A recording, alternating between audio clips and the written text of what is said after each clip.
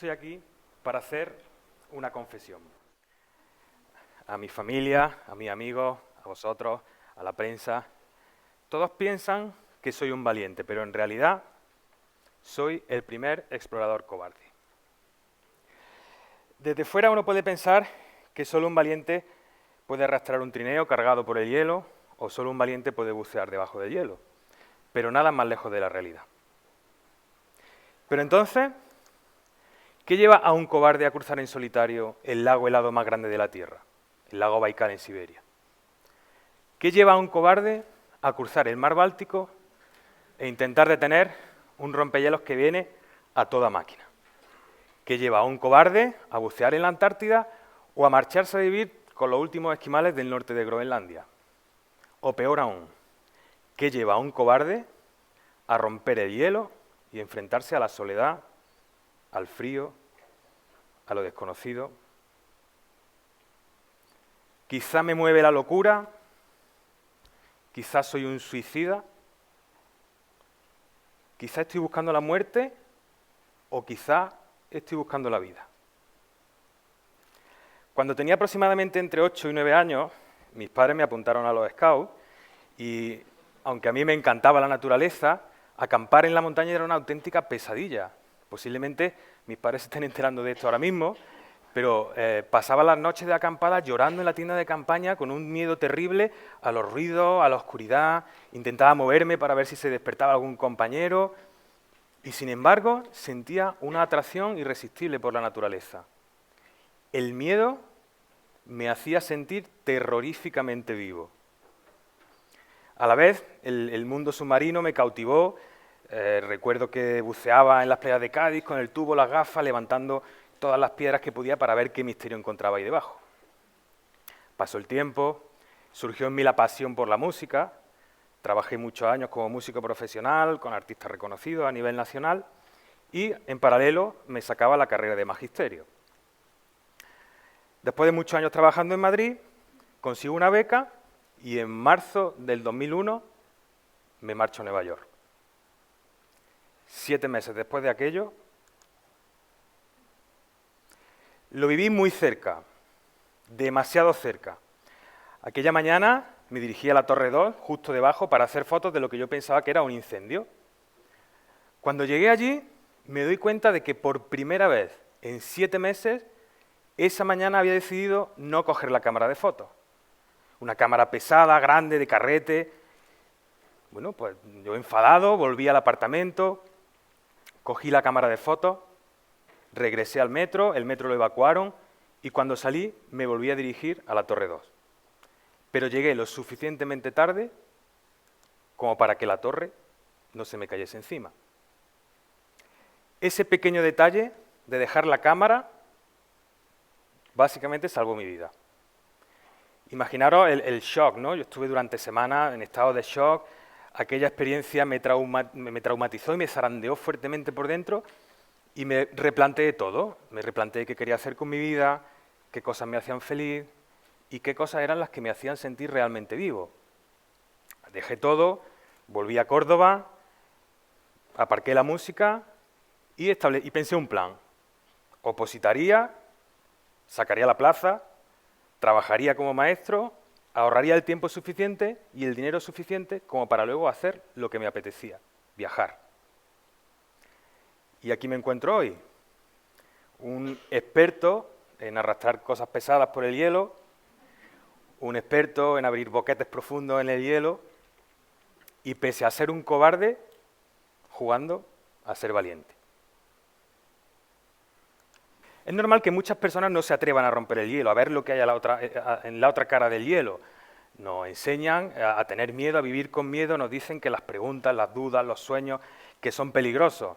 Y nos dicen que tenemos que vivir la vida que nos toca vivir, o la vida que otros han decidido que nos toca vivir.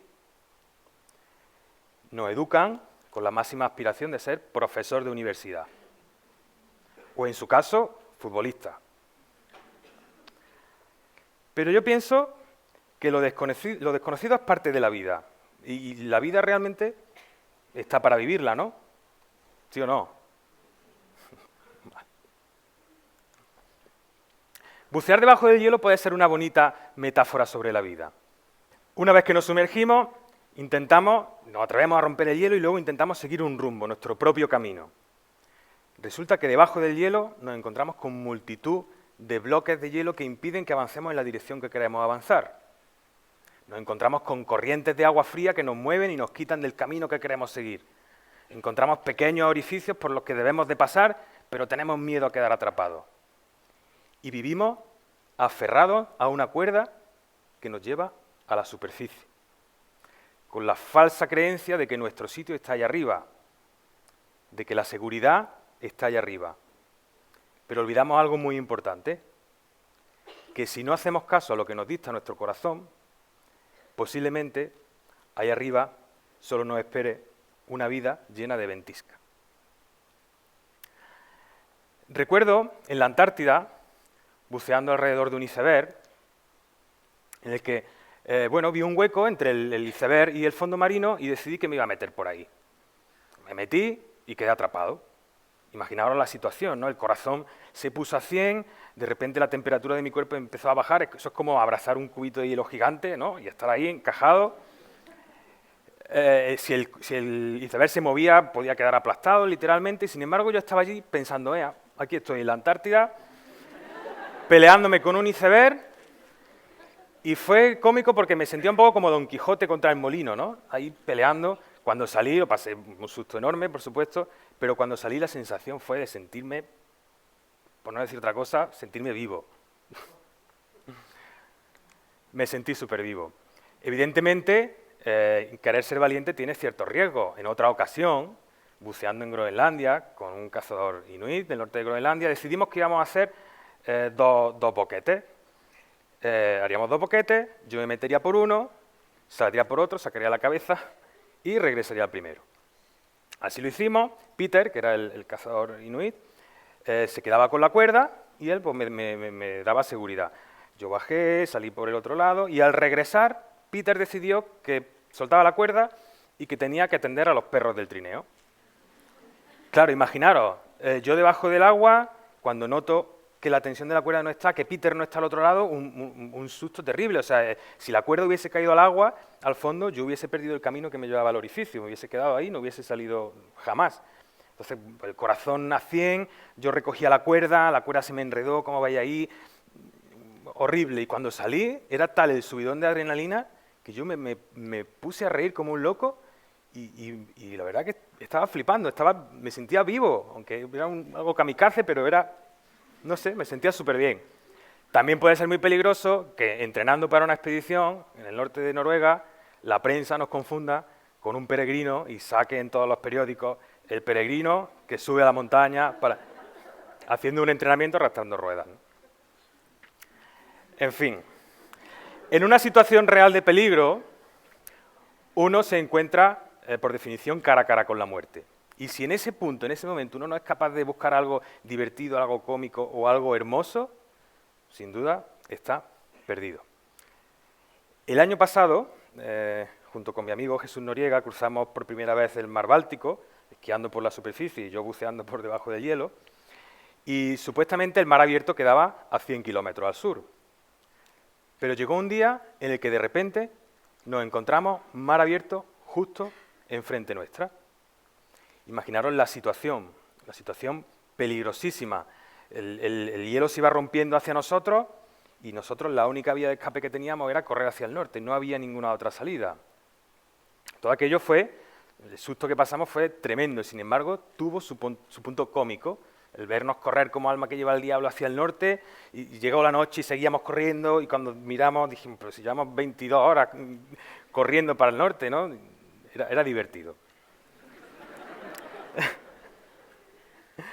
Ahora bien, cuando nos atrevemos a romper ese hielo, ¿cómo dirigir el rumbo que queremos seguir? ¿Cómo controlar la profundidad a la que queremos bucear? ¿Cómo se hace eso en la vida real? En el buceo es muy sencillo, uno se libera de lo que no necesita, vacía el aire del chaleco que se usa y con eso buscamos nuestra flotabilidad. Pero en la vida real, ¿cómo se hace? Pues exactamente igual. Hay que liberarse de lo que uno no necesita. Todo ese lastre de las dudas, los miedos, la incertidumbre, todo eso hay que eliminarlo. Una vez que nos liberamos de ese lastre, resulta que lo que antes era un solo camino y una sola dirección y una sola dimensión se convierte en multitud de caminos, direcciones y dimensiones. El pasado mes de marzo crucé en solitario el lago Baikal en Siberia. La idea era cruzarlo esquiando y luego en diferentes puntos buceando debajo del hielo. La primera mañana, el primer día a las 5 de la mañana, de noche total, empiezo solo, empiezo a andar, ni siquiera tenía los esquís puestos y cuando voy caminando noto que el hielo cruje. Claro, es como, aquí, de puntillas no puede, porque da igual. Continúo avanzando, el hielo vuelve a crujir, me quedo quieto y al final el hielo rompe.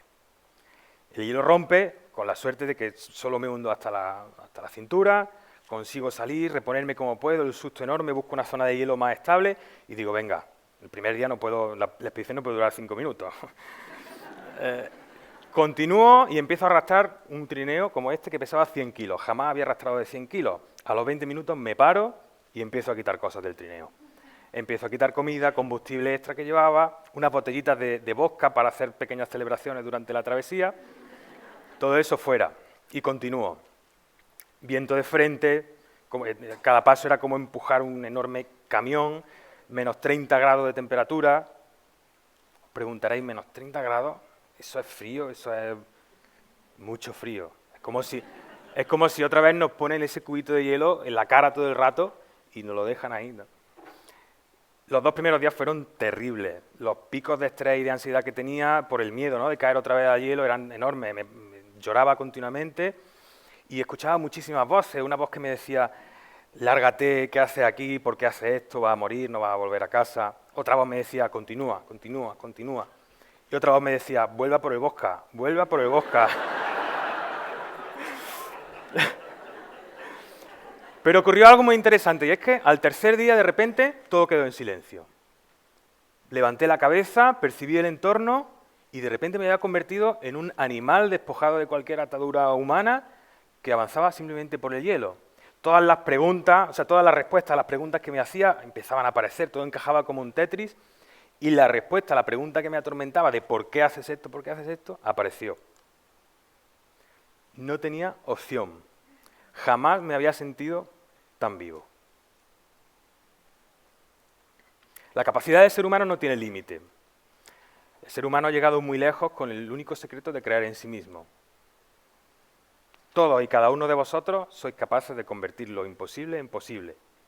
Yo empiezo a aprender esto con 38 años, pero imaginaros si ese mensaje se lo transmitimos a un chico o una chica de 10 años. Los valientes no son inmunes al miedo, yo tengo miedo a muchísimas cosas. El problema es qué hacemos cuando aparece ese miedo, si quedarnos petrificados, congelados o vivimos. ¿Qué he aprendido de todo esto? Pues he aprendido que soy un tipo duro, que soy un superhombre, tontería. He aprendido básicamente que todos necesitamos una aventura. Todos necesitamos vivir nuestra propia aventura, ya sea cruzar el lago Baikal, subir al Polo Norte, el Everest, montar un negocio, crear una familia. Lo importante es vivirlo como una auténtica aventura. Todos tenemos que buscar nuestro propio Polo Norte.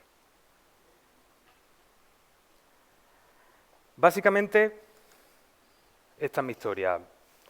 La historia de un cobarde que por un momento se sintió valiente, dejó una vida organizada, tranquila y estable para ir a buscar su propio Polo Norte con la única meta, el único objetivo de sentirse simplemente vivo. Gracias.